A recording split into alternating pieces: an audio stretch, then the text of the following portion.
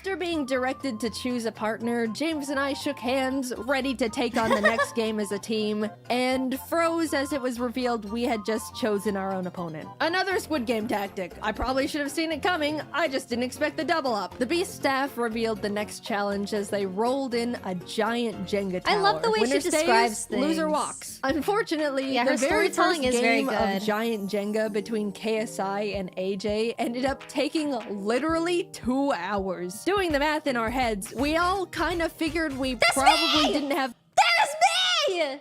This was literally all of us sitting there. Oh my gosh, she made me so cute, bro. the time to play Jenga for the next 30 hours. But just as AJ won, KSI hoisted him over his shoulders and ran out of the cube. No! Huge drama! Everyone was freaking out. AJ was stunned. No one knew what to do. Was that legal? Can you just carry people out of the cube? Jimmy had everyone take a vote, and pretty much everyone opted to bring AJ back in. Yes, out of the kindness of our hearts, but also out of fear of being manhandled. So since Giant Jenga was a bust, production ended up scrambling. I'm sure everyone was like, well, that's one less person to worry about. But, you know, if they allow people just to throw people out, all the big, buff, burly men are just going to start yoinking people and tossing us outside.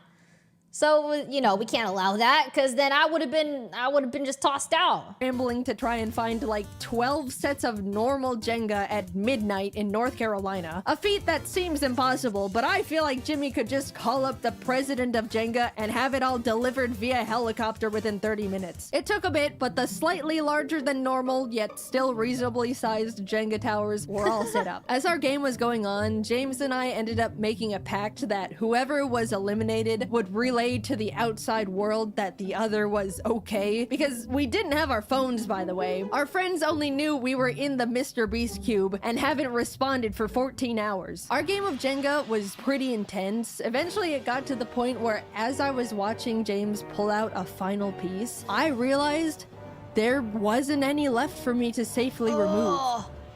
I'm about to be eliminated.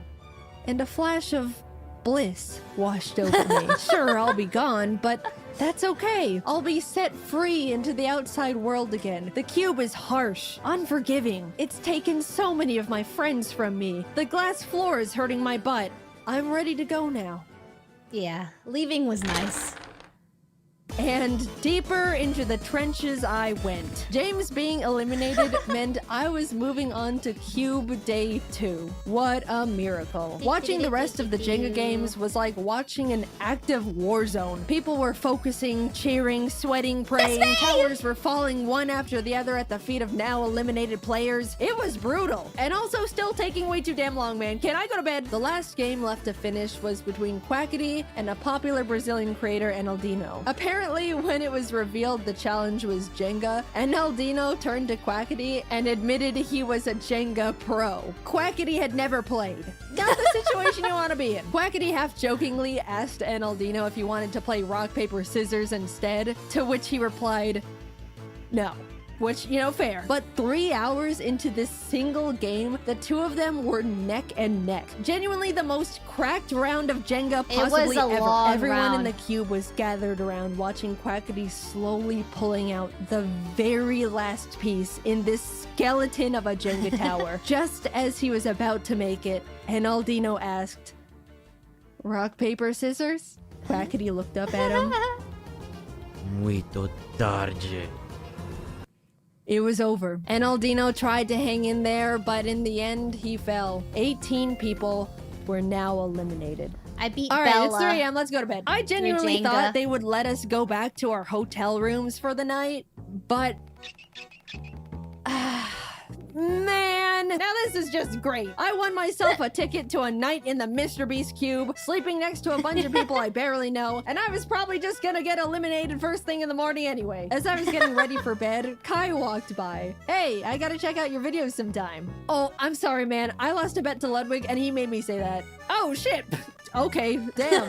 Oh, well, that makes falling asleep a bit easier. Thank God he only thought I had a huge ego for 19 hours straight. Crisis averted. In the morning, production had to prep for filming again, which meant they turned on every single light in the building, flash banging all of us. They were turned off, and then these loud-ass brrrr sounds from construction It was a started rough night of blasting. They sleep. turned the lights on again It was. a few minutes later, but this time in a crazy strobe light There's effect me! for some reason. After breakfast rations, Jimmy returned, pointed to the entrance hallway, and in walks I Show Speed. With too much energy for a group of people that just had the weirdest sleep of their lives. All right, you guys have the chance to vote Speed into the cube to join you in challenges.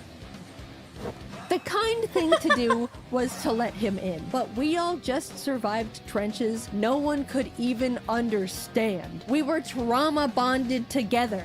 And also, it wouldn't be fair. The majority of us moved to the voting side of no. Admittedly, me too. Mainly because I was a bit scared of him. Speed looked at Kai. At least shake my hand, man. You're gonna pull me out. As the two of them argued about a friendly handshake, Ludwig stepped up.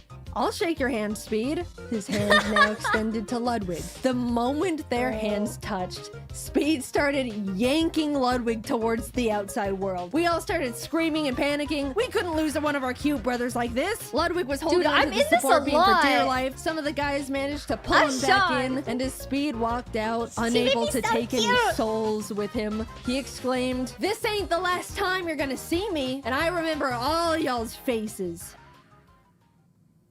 All right, let's get started. Challenge 3 was steal or no steal. Oh, Basically, God. a modified version of deal or no deal. Some cases have the word safe in them, others say eliminated. One person looks inside a selected case, and the other decides whether they want to steal it or no steal it. And also, Howie Mandel was there. Hi, Howie, big fan. People started getting eliminated one by one, others securing safety. Eventually, Ludwig was up at the podium asking if anyone wanted to volunteer to go up. At this point, the ratio of safe cases was very high, 60% in favor of safe. Figuring the odds would just get messier from there, I volunteered. Ludwig looked inside his chosen case, looked up, and told me it was safe. I knew mathematically I should steal the case, but I've been burned by math before. As I started hesitantly saying I was gonna steal, Mrbeast suddenly burst out saying Ludwig's heart rate was spiking. By the way, he was wearing a heart rate monitor, which made me scared it was actually an elimination case, and he was excited at the idea of avoiding going home. So last minute, I decided to let him keep the case. It was the safest play. If it said eliminated, then good, I dodged a bullet. I If can't it was believe she safe, draws then all of at this. least I'm not actually eliminated yet. I just have to play again. Like, how do you make this whole thing? It was now my turn to bring someone up. Even though I didn't want to pick a friend out of fear of getting them eliminated, more than that, I didn't want to be up there with someone Oh, a I didn't team. know. I picked Oh. Quackity. He came up to the podium. I grabbed case number 2. It says safe. My plan was to tell the truth, but in the most unconfident and nervous way possible. I was deploying every bit of body language knowledge I could think of, making myself look as guilty as possible as he asked me various questions. We went back and forth for a bit until your eyes looked down as you said the case was safe, which indicates guilt. So I think you're lying.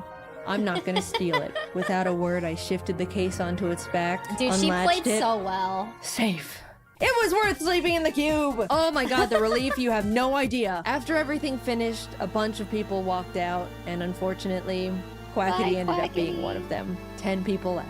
I know it's a dog-eat-dog world inside the cube, but when you're left to sit with your fellow contestants for hours on end between challenges, waiting for Mrbeast to send you all through another round of cube stress, you really start bonding with the survivors. It was pretty sad watching them go. Hours passed until the Jimmy death bell struck again, and we were told to partner up once more. Alex and I had really gotten to chat and hang out together as the only girls left at this point, so we paired up. Everyone was blindfolded and told to sit tight until they were ready, which is ominous. The two of us were strategizing and figuring out each other's strengths and weaknesses for whatever was coming our way, only to be unblindfolded and see the entire cube transformed into a kitchen. It was a cooking battle. We're actually fucked. What? Alex started panicking, saying she can't cook for her life. We were freaking out. Then Mrbeast brought out the judges. Professional competitive eater Joey Yeah, Chestnut, sponsor soon. Miranda Cosgrove, hi big fan, and Hello. Hello. It's about that time. it's about that time. Me. Like and subscribe. I'm going. See you later.